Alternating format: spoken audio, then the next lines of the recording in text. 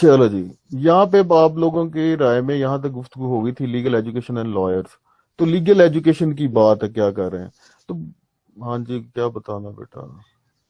किसने hand raise कर दिया और क्यों कर दिया? नहीं किया, अच्छा। तो बेटा फिर बेसिक जो एजुकेशन की डिग्री ना, अंडर ग्रेजुएट कोर्स है, जिस तरह से आप गुजरे हैं कि उसके नतीजे में ग्रेजुएशन हो जाएगी, लॉ की आ जाएगी। तो यहाँ पे जो कहते हैं ना प्रोफेशनल स्किल्स है, प्रॉब्लम सॉल्विंग है, वो उधर कोई बात नहीं है, बल्कि कोर्सेज चलें। Basic civil training is an undergraduate education in law, ये बात मैंने बता दी। Courses tend to focus on general legal principle as opposed to professional skills and problem solving.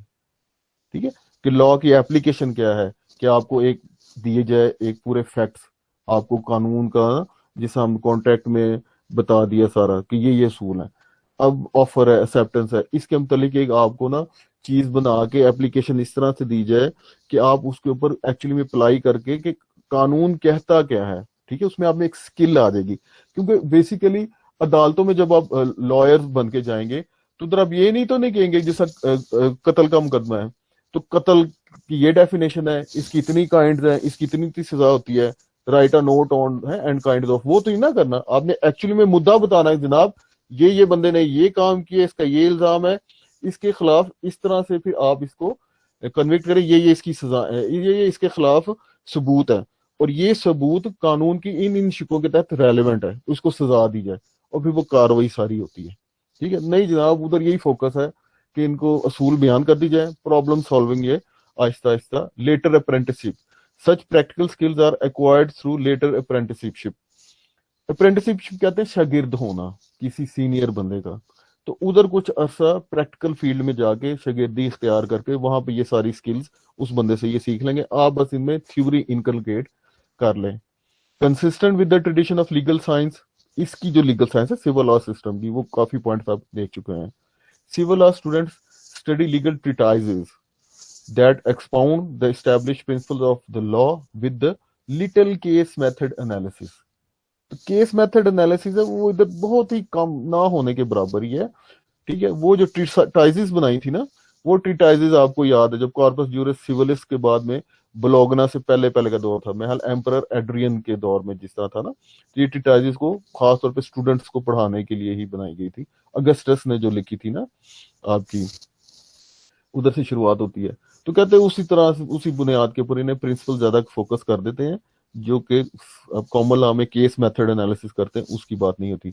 Active class participation in unusual, कुछ में बात नहीं है। Typically the professor lecture to large classes, बड़ी बड़ी क्लासों को वो देते हैं, स्टूडेंट्स को इतना मौका ही नहीं मिलता है पार्टिसिपेट करने का। A level civil law student chooses upon graduation among the several branches of the legal profession। जब आप ग्रेजुएट हो गए, अब उसके पास काफी प्रोफेशनल ब्रांचेस हैं जिनको आपने देख चुके हुए हैं। यहाँ पे देख लें, जज बन सकता है जनाब, प्राइवेट प्रैक्टिस कर सकता है, सरकारी वो लॉयर बन सकता है, या वो फिर प्रोसिक्यूशन एक ब्रांच है, क्रिमिनल ब्रांच है बेसिकली। एक क्रिमिनल ब्रांच और गवर्नमेंट लॉयर में फर्क ये बेटा, एक जितने भी ये क्रिमिनल के ऑफेंसेस होते हैं उनको ये समझा जाता है कि उनको ये समझा जाता है कि ये सोसाइटी के खिलाफ है ना बेसिकली, तो इसलिए स्टेट उसमें ना मुद्दई बनती है और हेल्प करती है विक्टिम की जिसके साथ ज्यादती हुई है उस किस्म के लॉ की वायलेशंस के लिए। तो उधर फिर एक प्रोसिक्यूशन ब्रांच है जिसने पहले केस एनालिसिस करना है, ये इल्जाम लगा है, शहादत इतने काफी है कि इसको ट्रायल के लिए अदालत में पेश किया जाए, फिर बतौर वकील अदालत में सामने उसको गवाहों को रिकॉर्ड करना है, क्रॉस एग्जामिनेशन मुखालफे करना है और आर्गूमेंट्स देने हैं और बंदे को सजा दिलवानी है। गवर्नमेंट लॉयर की बात आई थी तो मुख्तलिफ एजेंसियां, अभी तक शायद अगर आपको अंदाजा नहीं हुआ हो जाना चाहिए कि कानून का कोई ऐसा शोबा नहीं है, सॉरी जिंदगी का कोई ऐसा शोबा नहीं है जिससे कानून का ताल्लुक नहीं है। तो वो जो डिपार्टमेंट्स हैं मुख्तलिफ, वो तो जिंदगी के मुख्तलिफ शोबों से ताल्लुक रखते हैं, तो उन्हें भी पर्सन लर्नड इन लॉ जिन्हें हम लॉयर कहते हैं उनकी जरूरत होती है। एडवोकेसी प्राइवेट आ गया और वो प्राइवेट प्रैक्टिस में नोटरी भी शामिल हो जाता है, नोटरी उसकी आगे आगे बात आ जाएगी जी। यहाँ तक किसका कोई क्वेश्चन है तो काइंडली क्वेश्चन जब भी हो बेटा हैंड रेस कर लिया करें, तो मुझे पता हो that I have to comment on that. In most civil countries private legal practice is रफली divided between the advocate and the notary. दो तरह के हो गए। और यही बात अगर आप कॉमन लॉ में जाएंगे तो बैरिस्टर एंड सॉलिसिटर, यहाँ पे जैसे एडवोकेट और नोटरी कह रहे हैं, कॉमन लॉ में उसे बैरिस्टर और सॉलिसिटर कहते हैं। सॉलिसिटर या नोटरी क्या है? ऑफिस कीपिंग, ऑफिस में काम करना। जबकि एडवोकेट या बैरिस्टर क्या है? अदालत के सामने कार्रवाई का प्रेजेंट करना, रिप्रेजेंट करना। तो जो आपका एडवोकेट है वो मिलता है अपने क्लाइंट से, आम लोगों से, उनको कानूनी मशवरे भी देता है, और अदालत में भी। लफ्ज शायद आपने सुना हो, असालतन और वकालतन। असालतन खुद से, वकालतन किसी और के जरिए से। लेकिन वो वकालतन से मुराद वकील ही सिर्फ नहीं होता है। जिसे आपने शायद सुना हो, पावर ऑफ अटॉर्नी बनाते हैं, तो पावर ऑफ अटॉर्नी में आप किसी और बंदे को हक देते हैं या ये पावर देते हैं कि मेरी जगह पे फैसले वो ले ले। तो इसी तरह से समझा जाएगा कि मैंने ये फैसले लिए हैं। तो थ्रू रिप्रेजेंटेटिव जिसे कहते हैं। तो advocates generally serve as apprentices to experience lawyers for several years after law school and then practice law in small firms or as solo practitioners. पहले जनाब शिगिर्दी इख्तियार करते हैं एक्सपीरियंस लॉयर की काफी अरसे के बाद तक, और फिर या तो वो खुद से अकेले लॉयर के तौर पे, या फर्म्स फर्म्स में शायद आपने मूवीज वगैरह देखी हो, शायद आपको आइडिया हो, तो उधर आप पार्टनर बना लेते हैं फर्म, कि उसको ना कुछ जॉब शॉब देने की बजाय, नौकरी देने की बजाय, वो कहते हैं कि आओ जो तुम ज्वाइन करो, वसाइल में भी हिस्सा दो, और तुम्हें इसके जो इनकम है उसमें भी हिस्सा मिलेगा। Private lawyers are generally governed by mandatory bar association which set practice rules and fee schedules. शायद आपने जिक्र सुना हो पाकिस्तान बार काउंसिल का, गुजरांवाला बार एसोसिएशन का, Lahore high court bar association का, एंड सो ऑन। वकला की ये तंजीमें हैं जो बेसिकली क्वालिफिकेशन क्या होनी चाहिए। आपको पता है जनाब, एलएलबी की डिग्री करें, अच्छा जी, एलएलबी के बाद फिर एक लॉ गैट टेस्ट होता है आपका, जिसमें सारा इसका ना एक कंप्रीहेंसिव होगा, एनटीएस लेता है, वो टेस्ट पास करें, फिर जनाब हम आपको लाइसेंस दे देंगे टू प्रैक्टिस। और कुछ अप्रेंटिसशिप की रिक्वायरमेंट है, मेरे 6 माह की अप्रेंटिसशिप की या 6 वीक्स की रिक्वायरमेंट है। उसके बाद जनाब आपने जब हाई कोर्ट का लाइसेंस लेना है, हाई कोर्ट में प्रेजेंट होने के लिए, उसकी जनाब आपके 2 साल की रिक्वायरमेंट है। फिर कुछ ऐसी चीजें हैं जो आपने नहीं करनी है, तो वो रूल्स यही एसोसिएशन बयान करते हैं। और इन्होंने शेड्यूल्स मुकर्रर किए हुए हैं कुछ फीस के, लिमिटेड, यानी कि इतनी फीस आपने लेनी है। कुछ जगह पे, पाकिस्तान में शायद ऐसी प्रैक्टिस नहीं है। किसका क्वेश्चन यहाँ तक जी? बोलो जल्दी जल्दी बोलो बेटा साहब। सर यहाँ पे फीस फीस किस चीज की, लाइक फीस शेड्यूल किस चीज की है, लाइक किस चीज के लिए इसका फीस बेटा पे आपके पास जो आता है ना, मैं वही आपको बता रहा हूँ ना, आप बेटा प्रोफेशनल बनना है ना, अल्लाह वास्ते तो नहीं ना आप अपनी सर्विसेज दे रहे हैं या लॉयर दे रहे हैं, ठीक है? तो जनाब एक प्राइवेट पर्सन के लिए एग्रीमेंट बनाना है, उसकी और फीस है। एक कंपनी आपको देती है एग्रीमेंट, और उसमें इतने इन्वॉल्व हैं पैसे, उसकी फीस हो रहा है, ठीक है? जब आपने किसी को प्रेजेंट करना है केस में, तो कत्ल का मुकदमा है, वो शायद आप लोगों को अंदाजा हो कि वो ज्यादा सीरियस नेचर का है। और जब यहाँ पे सिर्फ चोरी का मुकदमा हो, तो उसकी ग्रेविटी कम है। इस तरह से ना, समझे बात को? Yes sir, thank you sir. ताकि अनयूजुअल फीस भी ना आप मांगे ना लोगों से। ठीक हो गया जी? हाँ जी, और किसका कोई क्वेश्चन? नोटरी, नोटरी का पहले ही जैसा आपको मैंने आइडिया दे दिया हुआ है कि ये ऑफिस कीपिंग समझे इनका ज्यादा माल है। तो 3 बेसिक फंक्शन ये देते हैं: drafting legal document such as wills, corporate charters and contracts. Wills वसीयत को कहते हैं, जिसमें बंदा लिख जाता है कि मेरे मरने के बाद मेरे जो बची हुई जायदाद है उसके साथ ये सलूक किया जाए। सलूक से क्या मुराद है? ट्रस्ट बना दो, मेरे बड़े बेटे को दे दो, मेरे बच्चों में तकसीम कर दो, या कुछ। लेकिन ये बात आपने जिन में रखनी है, इस्लाम में 1/3 की इजाजत है सिर्फ विल की, 1/3 से ज्यादा नहीं कर सकते। कंपनीज कॉर्पोरेट है, कंपनीज उन्हें कहते हैं, ये भी लीगल पर्सन है। तो इनके चार्टर्स, इनमें आपके मेमोरेंडम ऑफ एसोसिएशन और आर्टिकल ऑफ एसोसिएशन, डिटेल में आप जब कंपनी लॉ पढ़ेंगे। एंड कॉन्ट्रैक्ट्स, मुआहिदात। मुआहिदात बेसिकली जिस तरह मैं इसरा के साथ एक एग्रीमेंट करता हूँ, इसके बॉल पॉइंट शेफर पेन है इसके पास, तो मैं उसमें उसमें टर्म्स एंड कंडीशन तय करूंगा कि शेफर पेन इस मेक का, इस मॉडल का, इतने से ज्यादा यूज ना हो, उसकी कंडीशन इस तरह की हो, तो ये मुझे दे हैं। तो कीमत हम तय करते हैं, फिर कब देने हैं पैसे, मैंने किस तरह से देने हैं, कब देने हैं, इसने कैसे देने हैं, आया वो किस्तों में देने हैं। और वो सारी बातें ना, हम दोनों आपस में अपने राइट्स एंड ऑब्लिगेशन क्रिएट कर रहे हैं मुआहदात के जरिए से, ठीक है? तो उनको ड्राफ्ट करना, बनाना। क्योंकि बेटा अगर हम लीगल बंदे के पास उसको थोड़ी फीस पे करके अगर उससे लिखवाएंगे ना, तो वो आपकी कवर कर देगा साइड कई मामलात में। ठीक है, जो अगर आप नहीं जानते कानून को, तो फिर कई गलतियां करेंगे जो कि अगर तनाजा हो जाए, अदालत में केस जाए, तो वो आपके बैकफायर कर सकती हैं। Authenticating such documents in legal proceedings, क्योंकि ये कीपर भी होते हैं और इन्होंने बनाया भी होता है। तो अगर ऐसे मुकदमे में, मेरे और इसरा के सामने मुकदमा है, मोहम्मद खान हमारा कीपर था, तो इसरा कह देती कि जनाब वकास ने मुझ पे जो मुकदमा किया है इसमें इसने जाली डॉक्यूमेंट यूज किया, ये तो वो एग्रीमेंट ही नहीं था जिसकी बिना पर हमने आपस में मुआहिदा किया था, इन्होंने तो कुछ और चीज पेश कर दी है। तो तुम कॉपी कर दो, मेरी कॉपी गुम हो गई है। तो उस मौके के ऊपर फिर मोहम्मद खान आके उसका रिकॉर्ड होगा, जो आगे बात आ जाएगी, उससे वो ऑथेंटिकेट कर देगा, नहीं सर ये आया दुरुस्त है या ये गलत जाली यूज किया गया, जिसे फोर्ज्ड कहते हैं। कीपिंग रिकॉर्ड्स ऑन और providing copies of authenticating documents also called public acts. ठीक है बेटा, कि वही उन डॉक्यूमेंट का जिन जिन बंदों को रिक्वायरमेंट है, कानून ने किस चीजों को तय कर दिया हुआ है।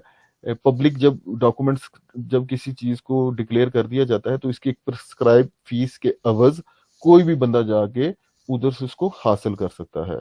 Entry to the notary profession generally involves taking a state examination. तो लाइसेंस जो है नोटरी का, उसके लिए आपने एक एग्जामिनेशन देना है, उसको क्लियर कर लेंगे तो आपको नोटरी बना दिया जाएगा। जी, यहां तक किसी का कोई question? Government lawyers serve either as public prosecutors or as lawyers for government agencies. पहले मैं आपको ये पब्लिक प्रोसिक्यूटर का बता दिए बात। वो कह रहे हैं लेकिन the public prosecutor plays a dual role in the civil law tradition. क्यों डुअल रोल है इसका जनाब? क्योंकि ओरिजिनली तो मैंने आपको बात बता दी ना कि प्रोसिक्यूशन तो क्रिमिनल केसेस में, क्रिमिनल केसेस में सरकारी वकील जो मुद्दई के साथ होते हैं और मुलजम के खिलाफ उन्होंने केस प्रेजेंट करना होता है। लेकिन in addition to preparing the government's case in criminal matters, the prosecutor represents the public interest in some civil cases। कि वो जो क्रिमिनल केसेस को प्रिपेयर करने के साथ साथ कुछ मामलात में पब्लिक इंटरेस्ट, सिविल दीवानी किस्म की नौयत के मुकदमात हैं। दीवानी से क्या मुराद है? बिटवीन द टू इंडिविजुअल्स, जिसमें कॉन्ट्रैक्ट्स की भी बात आ गई, और आहिस्ता आहिस्ता आपको और बात करेंगे। क्योंकि बेटा ये तखसीस हमेशा ज़हन में रखनी है, एक सिविल लॉ ट्रेडिशन और कॉमन लॉ ट्रेडिशन है, एक civil law and criminal law. अब बात हो रही है सिविल एंड क्रिमिनल लॉ की, जब डिस्टिंक्शन क्रिएट करते हुए। तो पब्लिक इंटरेस्ट और स्टेट इंटरेस्ट का फर्क होगा जनाब इस मौके के ऊपर।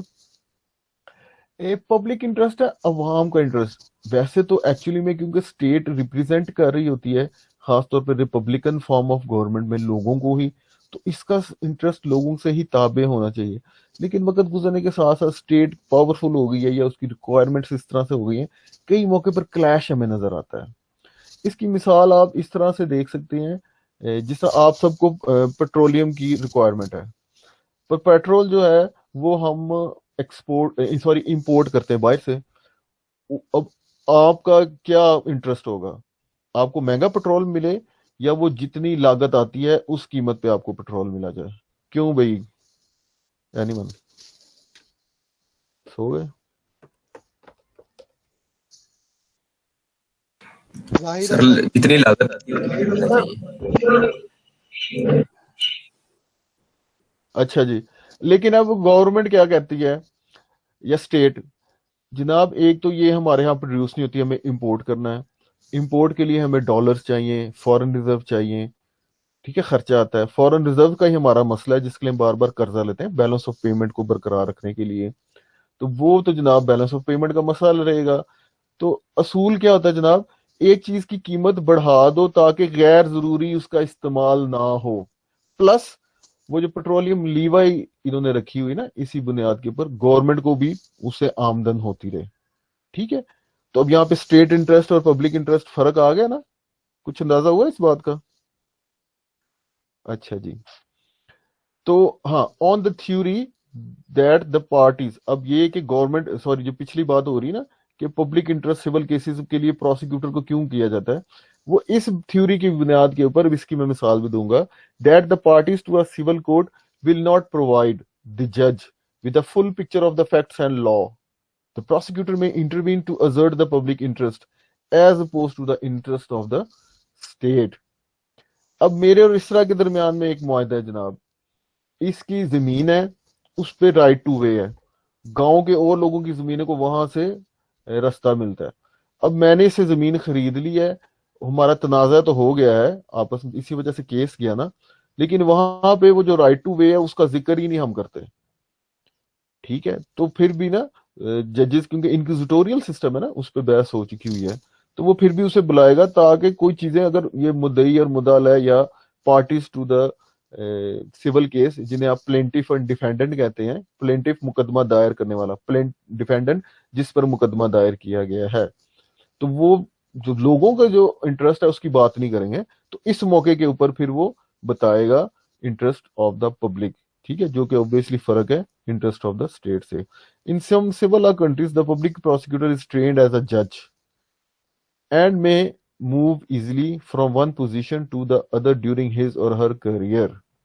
अब कुछ सिविल लॉ कंट्रीज में उसको जज के तरह से भी ट्रेनिंग दे दी जाती है, ताकि पहले तो आपने देखा ना कि जब वो फाइनल कर लेता है, लेकिन प्रोसिक्यूशन में भी क्योंकि पब्लिक इंटरेस्ट की भी बातें आ जाती हैं, एक केस को भी प्रेजेंट कर रहा होता है, मुखालफ बातों को भी सुन रहा होता है, तो उसकी साथ साथ ट्रेनिंग जज के तौर पर होती है, और ये रिक्वायरमेंट भी है कि कुछ प्रोसिक्यूटर्स को जज अगर एलिवेट करना तो उनको किया जा सकता है। जी, यहां तक किसी का कोई क्वेश्चन?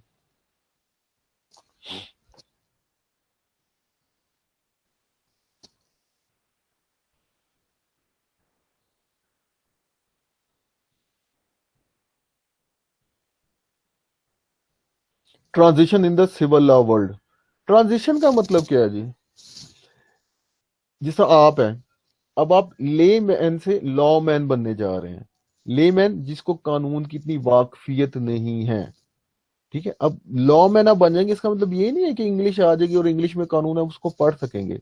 आप उसके प्रोज एंड कॉन्स हर चीज को समझ सकते हैं ना, क्योंकि देखिए ना, अभी आपकी बेस बनाई जा रही है, इंटरप्रिटेशन के असूल बयान किए जाएंगे, केसेस पढ़ेंगे, कई चीजें पढ़ेंगे, आप थ्योरी पढ़ेंगे, उसके मुताबिक फिर आप फिर ट्रेंड हो जाएंगे। ठीक है, अब ये भी कह रहे हैं कि सिविल लॉ जो ट्रेडिशन है, जो थ्योरेटिकली बयान कर रही है, आगे जो बात आएगी इसमें भी चेंजिंग आ रही है।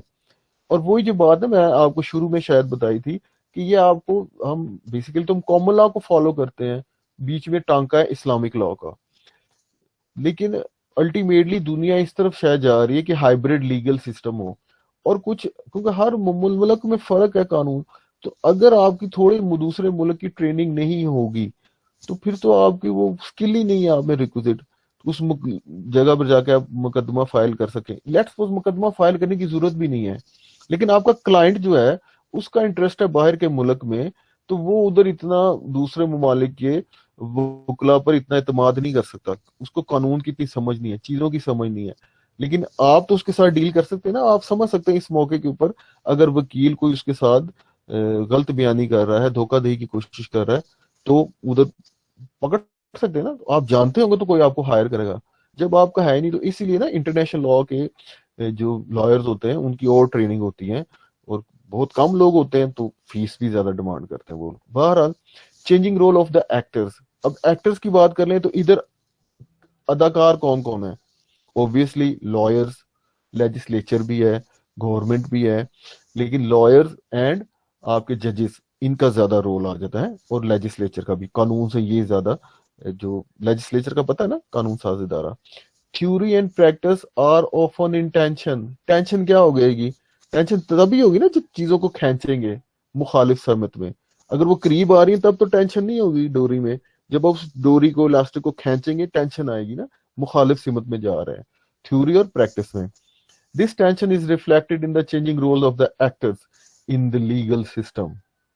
ठीक है, तो इसी बुनियाद के ऊपर जो पिछले हमने रोल्स पढ़े हैं ना, वो भी तब्दील हो रहे हैं। मिसाल, लेजिस्लेटिव प्रैक्टिस। अब जब लेजिस्लेटिव प्रैक्टिस की ये बात कर रहे हैं, तो ये बात बयान कर रहे हैं जो कानून साज, मुकन्ना, लेजिस्लेटर जिसे कहते हैं, जो स्टैट्यूट्स बनाते हैं या कोड में जो तरमीम करते हैं, कानून साजी करते हैं, often fall short of its objective to provide a clear, systematic, legislative prescription for every legal problem that may arise. Prescription क्या होता है जनाब? हम जब मेडिकल प्रैक्टिशनर या डॉक्टर के पास जाते हैं, वो हमें नुस्खा देता है। तो बेसिकली लोगों के दरमियान में कानूनी तौर पर जो मसाइल आते हैं, ठीक है, लड़ाई झगड़ों की ना, बेसिकली डिस्प्यूट को ही आप सॉल्व करते हैं ना कानून के जरिए से, तो उसका हल जो नुस्खा जो है वो अमूमन लैक करता है, उसमें कमी रहती है, क्लैरिटी या मुनज़्ज़म अंदाज में नहीं बयान करता। क्यों? वक्त के साथ साथ देखे ना, अगर हम आपसे ये कहें इस दौर में कि जनाब आप वो ट्रेडिशनल मेथड में 20 साल पुराने मेथड पे चले जाएं, नहीं ना हो सकता ना। देखो वक्त बदल गई, दुनिया बदल गई, आप जैसे जिसको जी जनरेशन भी कहते हैं, आप लोगों की और समझ है, और तकाजे और चीजें हैं, आपको फॉर्मेलिज्म से दुनिया दूर जा रही है। तो सर ये छोड़े मैंने क्या पहना हुआ है, छोड़े मैं हेयर कट कैसा है, ये बातें नहीं है। असल में है मैं स्किल क्या है, मेरा दिमाग क्या, थॉट प्रोसेस क्या है, and what can I produce, इस लेवल की बात करें। तो वक्त गुजरने के साथ साथ लेट्स सपोज 20 साल या 25 साल 30 साल पहले चला जाए, इंटरनेट का इतना बूम नहीं था, साइबर क्राइम नहीं इतने होते थे, उसके मतलब इतनी नहीं थी कवानीन। तो देखें वक्त के गुजरने के साथ साथ नई चीजें आती रहती हैं, तो ये बनता रहता है मामला। ठीक है, तो वो भी कहते हैं ना कि वो जो उसका ऑब्जेक्टिव है कि हर कानूनी मसले का नुस्खा लेजिस्लेटिव प्रैक्टिस में मौजूद है, कानून के जो कानून साजी में मौजूद है, ये नहीं होता है, कमी आ जाती है। एज अ रिजल्ट जजेस फ्रीक्वेंटली मस्ट इंटरप्रेट वेग कोड सेक्शंस। वेग से क्या मुराद है? मुबहम, या जिसमें एक से ज्यादा तरह से उसकी तशरीह हो सके।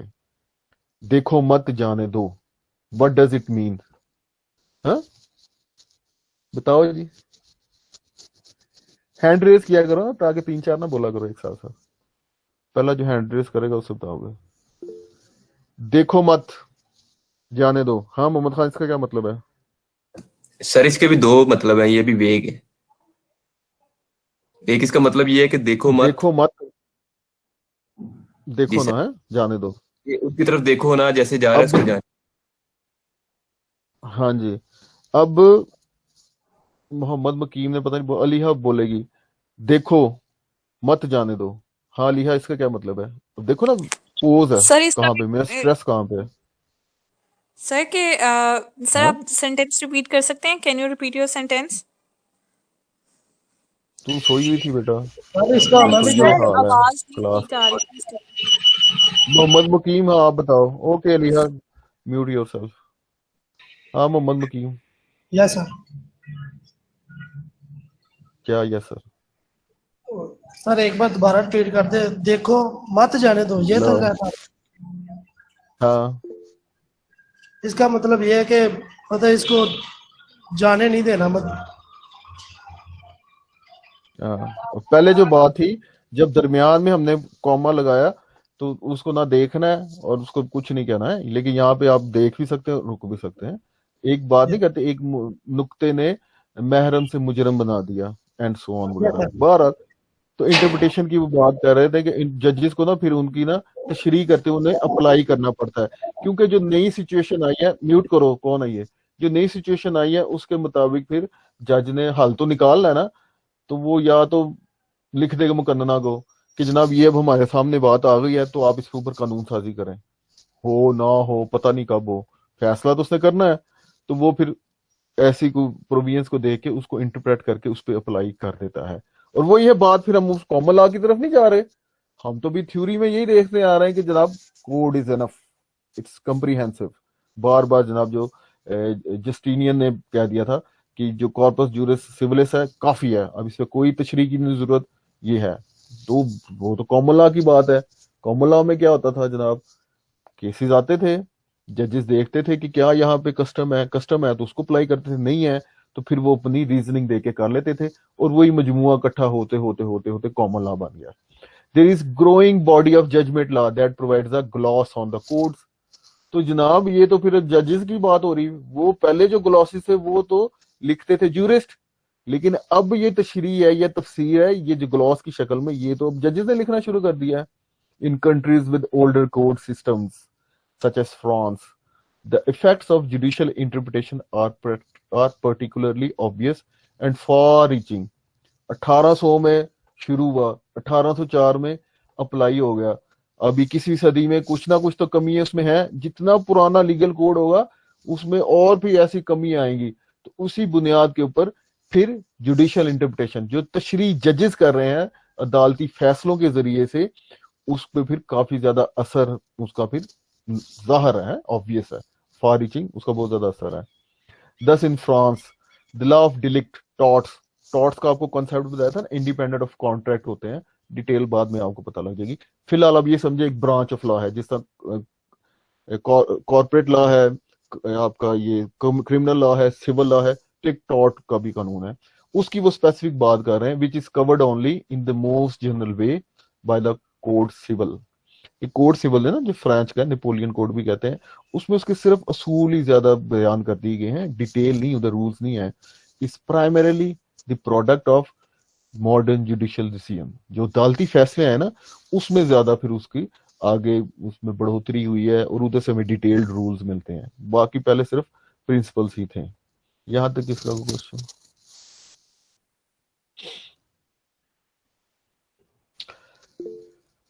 बोलो बेटा। सर सिविल लॉ सिस्टम में नहीं पार्लियामेंटेरियंस लेजिस्लेशन करते हैं, कॉन्स्टिट्यूशन को कंबाइन वो ही करते हैं, बेटा वो तो वो ले मैन नहीं है। फरहान, आप उसका जो मर्जी नाम रख लें, उसे पार्लियामेंट कह लें, बात ठीक है, अब इसलिए लेजिस्लेटिव बॉडी कह देते ना, जी ठीक है। अब लोकसभा, राज्यसभा इंडिया के पार्लियामेंट के हैं, ठीक है।